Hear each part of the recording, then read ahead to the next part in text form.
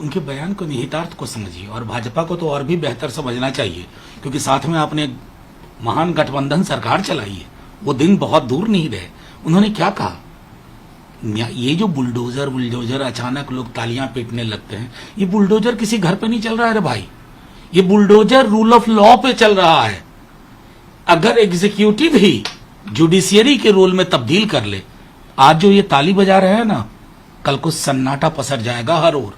और उन्होंने एक बहुत बड़ी बात कही कि कश्मीरी पंडितों के पलायन को लेकर कहा था कि आप कहां थे घाटी के मुसलमानों को। और उन्होंने एक सवाल पूछा, लेकिन मैं उनको ये कह देना चाहता हूं, महबूबा जी को, कि सनद रहे, आज भी हिंदुस्तान की अक्सरियत का एक बड़ा हिस्सा भाजपा की नीति और नियत से इत्तेफाक नहीं रखता है। जितनी ताकत ईश्वर ने दी है उतनी ताकत से हम बोल रहे हैं।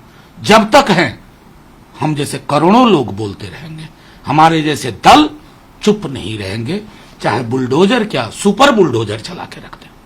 सर, जब बुलडोजर की बात निकली है तो मध्य प्रदेश के मुख्यमंत्री शिवराज सिंह चौहान खरगोन में जो हिंसा हुई उसको लेकर के कह रहे हैं कि क्या जिन लोगों ने गरीबों की जिंदगी को खतरे में डाला या जिन्होंने उनकी जिंदगी को तहस नहस किया, क्या उनके घरों पर बुलडोजर नहीं चलना चाहिए। उन्होंने कहा कि हम रिकवर करेंगे, जिन्होंने गरीबों के घरों को जलाया हम उनसे ये नहीं। देखिए, मुझे दुख के साथ कहना पड़ रहा है ना कि शिवराज सिंह जी मोदी जी के पहले से भी मुख्यमंत्री थे, अडवाणी जी वगैरह के आशीर्वाद से बहुत फल फूल भी रहे थे।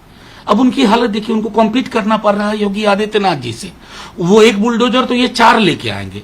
हमारा सवाल ये नहीं है, अनुसंधान की जरूरत होती है कि नहीं, न्यायिक प्रक्रिया कुछ होनी चाहिए कि नहीं। अगर ये तय कर लिया है कि इस देश में जुडिशियरी की कोई आवश्यकता नहीं है ना, तो मुफस्सिल से लेकर के सर्वोच्च न्यायालय तक में ताले लटका दीजिए शिवराज जी, यही व्यवस्था चलने दीजिए। तब तो आपके दल में जिन लोगों पर आरोप पहले लगे थे उन पर भी बुलडोजर चलता तो कैसा लगता। ये एक प्रश्न व्यवस्था का है, ये प्रश्न न्यायिक प्रक्रिया का है। लेकिन अगर शिवराज जी इन चीजों को नहीं समझ रहे हैं तो इसका मतलब वक्त ने बहुत बड़ा सितम कर दिया उन पे। सर, जो भी हिंसा रामनवमी के दौरान हुई उसको लेकर के कुछ संगठनों का, कुछ नेताओं का ये कहना है कि ये प्री प्लान था और विदेशों से इसके लिए फंडिंग हुई थी। ये इससे ज्यादा घटिया बातचीत नहीं हो सकती। इस देश ने रामनवमी 14 से मनाना नहीं शुरू किया, उससे पहले भी रामनवमी हुआ करते थे। दुख तो यह है ना कि मर्यादा पुरुषोत्तम राम का नाम लेने के बाद जो आस्थाएं यहां जगा करती थे ना, उनके मायने आपने बदल दिए। ये चिंता का विषय है। हुजूर, इस देश में जय सिया राम एक दूसरे के अभिवादन का हिस्सा होता था। उत्तर भारत में मैंने खुद देखा, क्या कर दिया हमने। कहीं तो कुछ बदल गया है ना इस देश में। आबो हवा में जब जहर घुलेगा ना, तो एक व्यक्ति, एक समुदाय तक नहीं, हवा का जहर हर किसी को लील जाएगा। सर, अभी न्यायिक व्यवस्था की जो आप बात कर रहे थे, chief justice of India L V Ramana साहब का कहना है कि हमें जो है वैकेंसीज को भरनी होगी, इंफ्रास्ट्रक्चर तैयार करना होगा, नंबर ऑफ कोर्ट्स बढ़ाने होंगे, क्योंकि जुडिशरी के ऊपर बहुत बर्डन है। और जब ये कदम उठाएंगे तभी हम लोगों को सही मायने में और सही तरीके से न्याय दिलवा पाएंगे और समय पर न्याय दिलवा पाएंगे। देखिए, मेरा सीधे तौर पर मानना है, हिंदुस्तान में हर इंस्टीट्यूशन की परीक्षा हो रही है। सबसे ज्यादा परीक्षा जुडिशियरी की है।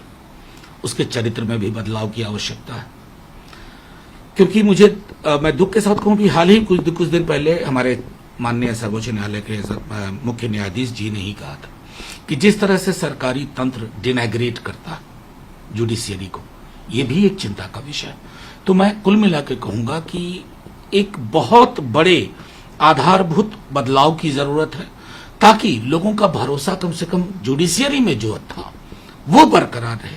क्योंकि वो भरोसा अगर खत्म हो गया तो कुछ भी नहीं है हमारे पास भरोसे के लिए।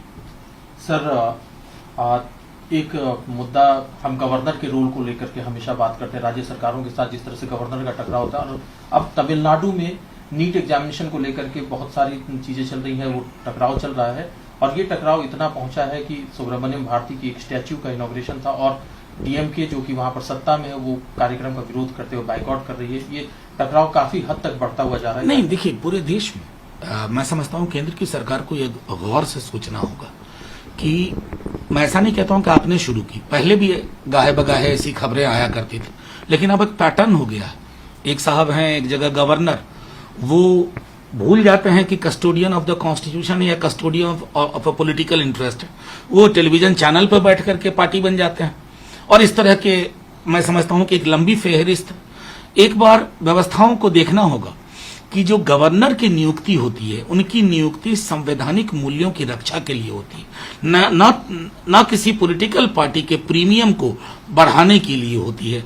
जब तक ये चीजें, ये हम नजीर पेश नहीं करेंगे, मैं समझता हूं कि इस तरह की घटनाएं आने वाले दिनों में और बढ़ेगी और संविधान तार तार होता रहेगा। सर, आज सुबह सुबह जेएनयू में जिस तरह से इतना भगवा झंडा लगाया गया, भगवा जेएनयू लिखा हुआ था कई जगहों पर, क्या कहना है सर इसके? देखिए, मैं समझता हूं ये समझ नहीं पा रहे हैं लोग कर क्या रहे हैं।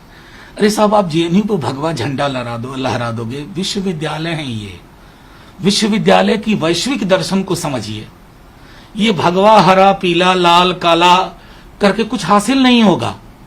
पढ़िए, लोगों ने पढ़ना बंद कर दिया है और हुकूमत को मजा आ रहा है कि बिना पढ़े लोग उनकी जय जयकार में लगे हुए हैं।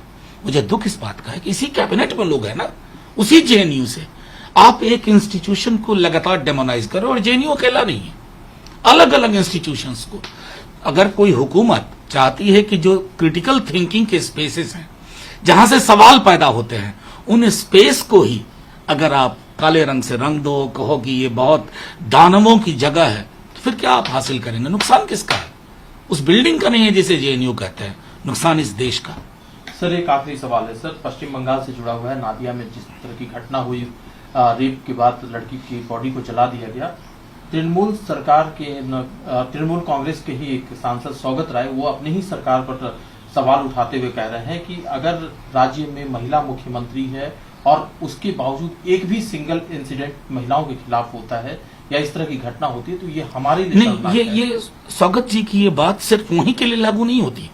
मैं 100% मानता हूं, ये हर उस प्रदेश के लिए लागू होती है जहां कहते हैं ना, नाम क्या कहते हैं, काम दमदार नाम ईमानदार वगैरह वगैरह, उन पर भी लागू होती है। रातों रात लाश चला दी जा रही है, वहां भी लागू होती है।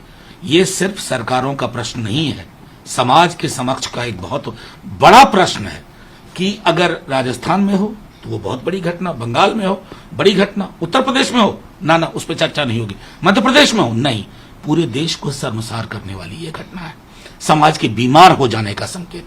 मैं समझता हूं सौगत जी के बयान को उस दृष्टिकोण से ना सिर्फ बंगाल बल्कि पूरे देश में देखा जाए।